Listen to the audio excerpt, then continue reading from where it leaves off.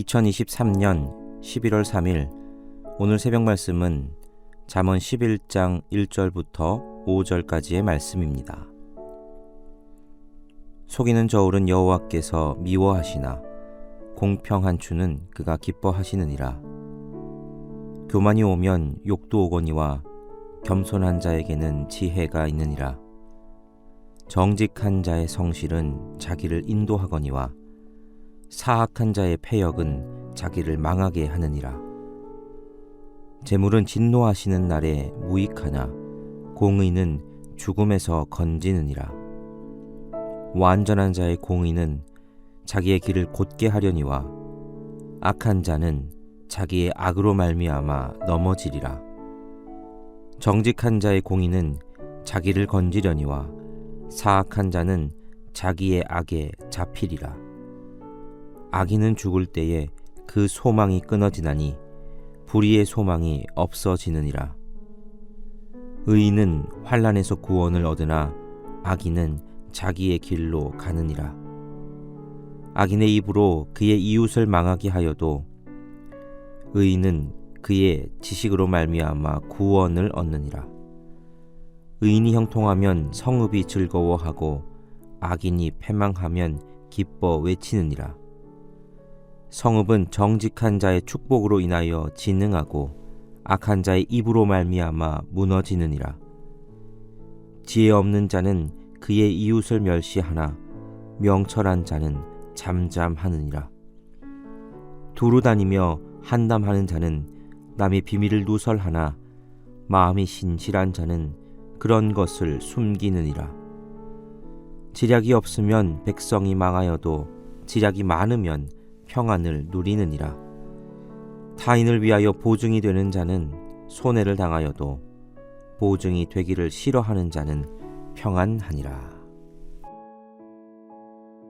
성경은 구원에 이르는 수많은 지혜가 담겨있는 생명의 말씀입니다.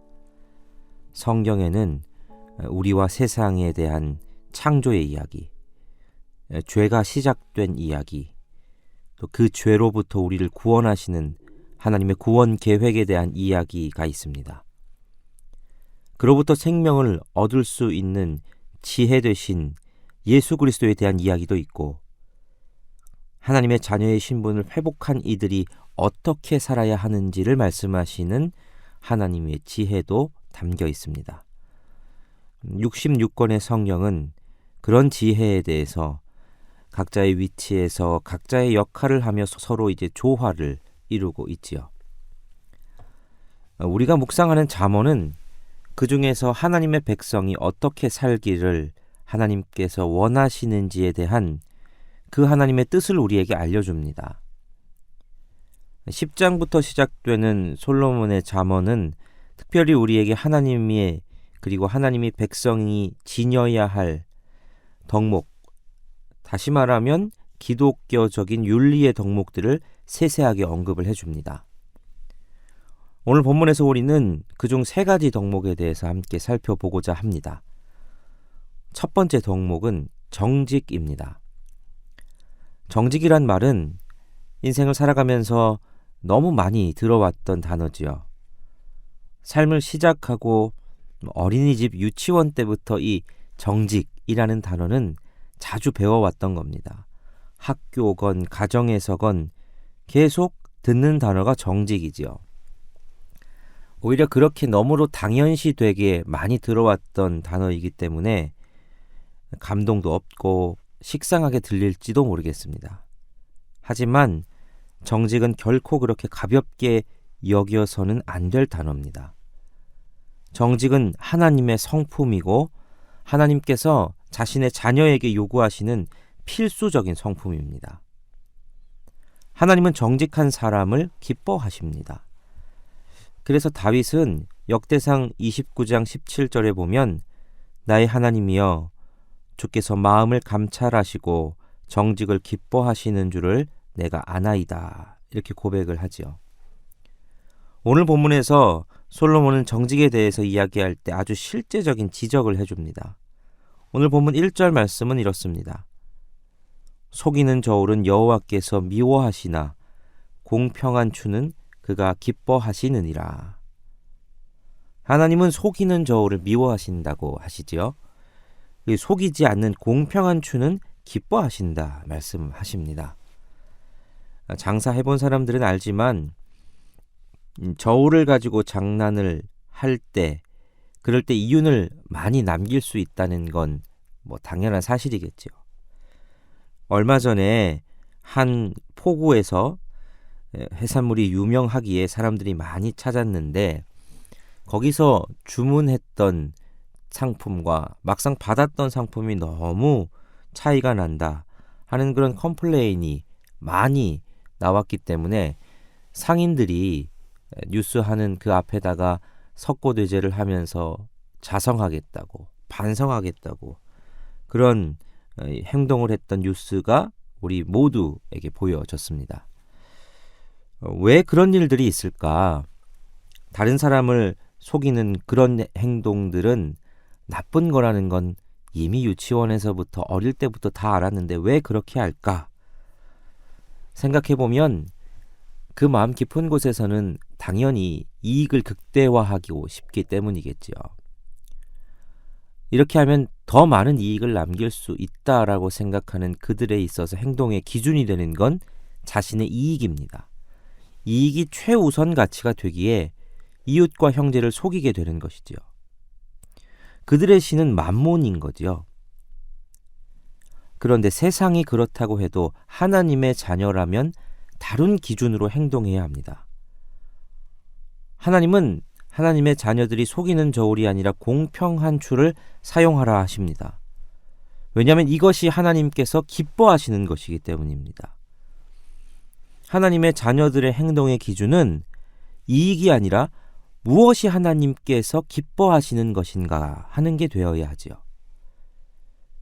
그러하기에 세상이 정직하지 않다 하여도 하나님의 백성들은 정직해야 하는 겁니다. 그게 하나님의 기쁨이기 때문입니다. 세상이 정직을 어리석은 것이라 하여도 하나님의 백성들은 정직을 포기할 수 없는 이유가 그것입니다. 정직을 한자어 그대로로 풀면 정성으로 열매를 가꾸는 것이라고 정의할 수 있겠습니다. 여름에 천둥과 번개, 가을에 서리를 거치며 그럼에도 불구하고 정성을 들일 때 잘 익은 열매를 딸 수 있는 것처럼 인생은 정직하게 자신의 걸음을 걸어갈 때 하나님이 주시는 열매를 먹을 수 있도록 하셨습니다. 두 번째로 말씀하시는 덕목은 겸손입니다. 하나님이 가장 싫어하시는 사람은 교만한 사람이라 할 수 있을 겁니다. 왜냐하면 죄가 교만 때문에 시작됐기 때문입니다. 하나님과 동등되고 싶었던 마음, 그게 죄의 출발이었습니다. 그래서 하나님은 교만한 사람이 아니라 겸손한 사람을 기뻐하십니다. 출애굽했을 당시 모세에게 대항했던 고라 자손들을 하나님이 진멸하신 이유도 하나님은 이 교만을 너무너무 싫어하시기 때문이었습니다. 잠언은 교만에 대해서 수많은 가르침을 주지요. 잠언 16장 18절은 교만은 패망의 선봉이요 거만한 마음은 넘어짐의 앞잡이니라고 하십니다. 오늘 본문 2절도 이렇게 말씀하시지요. 교만이 오면 욕도 오거니와 겸손한 자에게는 지혜가 있느니라. 교만한 자는 자신이 높은 줄 알지만 결국 그 교만으로 인해서 치욕적인 결과를 맛볼 것이라 말씀하십니다. 그러나 자신을 낮추는 겸손한 자는 오히려 그 겸손으로 지혜롭게 되고 형통을 맛보게 될 것이라고 성경은 말씀하십니다. 우리의 겸손의 모델이신 예수 그리스도께서 어떤 모습으로 오셨습니까? 성육신 하셨습니다.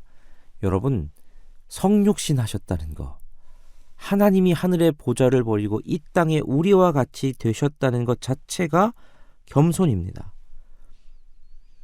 말할 수 없는 겸손입니다. 그분의 시작은 이 성육신을 통한 겸손으로 시작되었다면 마지막은 십자가에서 자기를 다 내어주는 그 겸손으로 마무리되셨습니다. 그래서 사도 바울은 빌립보서 2장 5절부터 8절에서 예수님에 대해서 이렇게 말씀합니다. 너희 안에 이 마음을 품으라. 곧 그리스도 예수의 마음이니 그는 근본 하나님의 본체시나 하나님과 동등됨을 취할 것으로 여기지 아니하시고 오히려 자기를 비워 종의 형체를 가지사 사람들과 같이 되셨고 사람의 모양으로 나타나사 자기를 낮추시고 죽기까지 복종하셨으니 곧 십자가에 죽으심이라. 우리는 예수님께 이 겸손을 배우게 됩니다. 하나님은 예수님의 겸손을 통해 하나님의 지혜인 십자가와 부활로 우리를 구원하셨습니다. 또 하나님은 하나님의 자녀들이 이 겸손을 통해 예수님이 그러셨던 것처럼 이 세상에 하나님의 놀라운 구원의 역사를 이루어 가시기를 원하십니다. 세 번째 덕목은 공의입니다. 인간은 하나님의 형상으로 지음을 받았습니다. 그 말은 하나님의 속성이 인간에게도 있고 나타나는 것이 당연하다라는 것을 의미합니다. 하나님은 공의의 하나님이시죠. 그래서 그 공의라는 하나님의 성품은 우리에게도 나타날 것을 원하시고 공의를 행할 것을 원하십니다. 공의는 사전적으로는 공평하고 의로운 것, 신학적으로는 선악의 이 제재를 공평하게 하시는 하나님의 품성 중 하나, 이렇게 정의할 수 있습니다. 그런 하나님의 품성을 인간이 지녔다면 아담의 범죄로 인해서 이 공평, 공의, 의로움을 인간은 상실했습니다. 그런데 우리가 그렇게 해서 의롭게 산다는 것이 힘들어졌음에도 하나님은 그걸 그대로 내버려 두실 수 없었습니다. 불의를 행하고 죄된 본성으로 행하던 우리를 다시 하나님이 원하시는 존재로 되게 하시기 위해서 하나님은 예수 그리스도의 십자가와 부활이라는 사건을 행하셨습니다. 그걸 통해 우리를 회복시키셨고 다시 우리가 공의를 행할 수 있는 존재로 만드셨습니다. 이건 하나님의 의지였습니다. 예수 그리스도를 죽이시는 대가를 치르시면서까지 우리가 하나님의 품성인 공의를 행하는 삶을 살게 하는 것, 이게 하나님의 뜻입니다. 오늘 본문 4절부터 6절은 공의에 대해서 이렇게 이야기합니다. 재물은 진노하시는 날에 무익하나 공의는 죽음에서 건지느니라. 완전한 자의 공의는 자기의 길을 곧게 하려니와 악한 자는 자기의 악으로 말미암아 넘어지리라. 정직한 자의 공의는 자기를 건지려니와 사악한 자는 자기의 악에 잡히리라. 하나님은 공의를 행하는 삶이 우리를 죽음에서 건지고 우리의 길을 곧게 하며 우리를 악에서 건져낼 것이라고 말씀하십니다. 우리는 세상과 똑같이 불의와 타협하고 불의를 행하면서 그렇게 살 수는 없는 존재입니다. 하나님은 예수 그리스도를 희생시키시면서까지 우리가 그렇게 살도록 내버려 두지 않으시고 새로운 삶으로 초청하셨습니다. 그러므로 절대 우리는 하나님의 그 기대를 저버릴 수 없는 겁니다. 오늘 하나님께서는 우리에게 하나님의 자녀답게 살기 위해 붙잡아야 할 덕목을 말씀해 주십니다. 정직과 겸손, 공의, 오늘 이 세 가지가 우리의 삶 가운데 하나님이 훈련하기를 원하시는 것임을 붙잡는 새벽 되시기 바랍니다. 죄인이었던 우리는 이러한 것들을 훈련할 소망이 없는 이들이었습니다. 그러나 하나님은 예수 그리스도를 십자가에 내어주시면서까지 하나님의 자녀들에게 이러한 하나님의 성품을 회복하기를 원하심을 보여주셨습니다. 그러므로 오늘도 힘써 훈련함으로 하나님이 원하시는 자녀다운 모습으로 조금 더 성장해가는 우리 모두 되시기를 간절히 바랍니다. 기도하시겠습니다. 하나님 감사합니다. 오늘도 말씀을 통해 우리를 하나님의 자녀답게 살게 하시려는 주님의 마음을 깨닫습니다.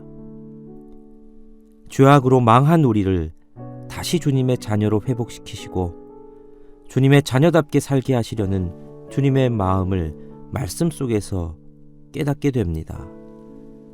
그럼에도 우리는 철부지처럼 내 멋대로 살겠다고 떼쓰는 모습이 있습니다.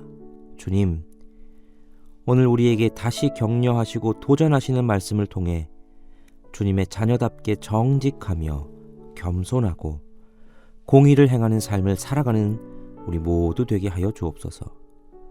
그렇게 살 힘과 능력 주실 줄 믿으며 예수 그리스도의 이름으로 기도하옵나이다. 아멘.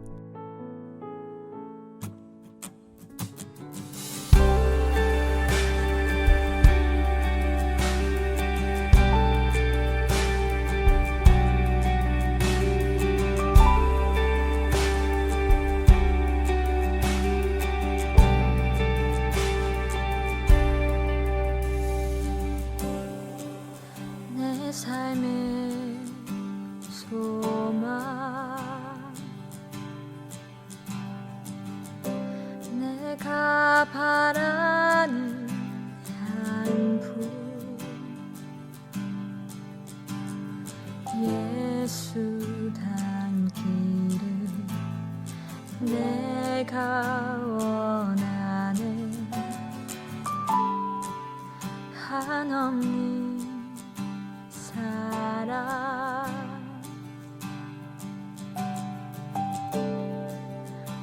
풍성한 근육 예수 닮기를 내가 원하네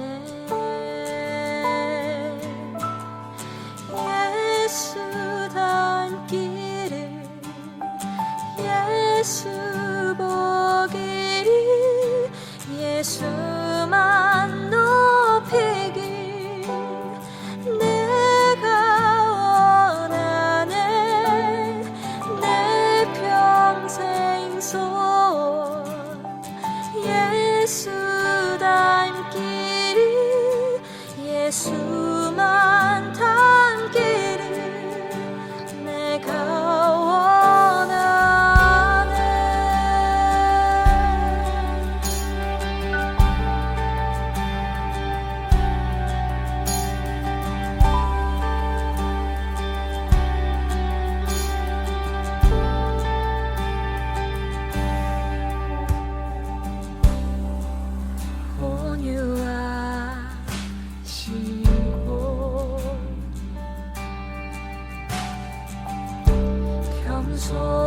겸손하신 성품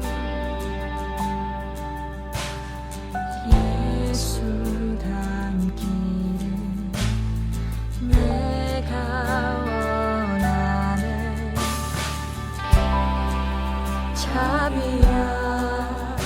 자비하시고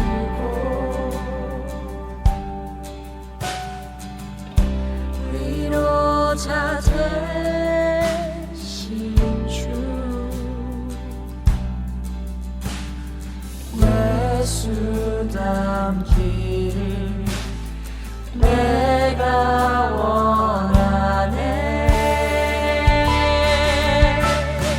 예수 닮기를 예수 보기를 예수만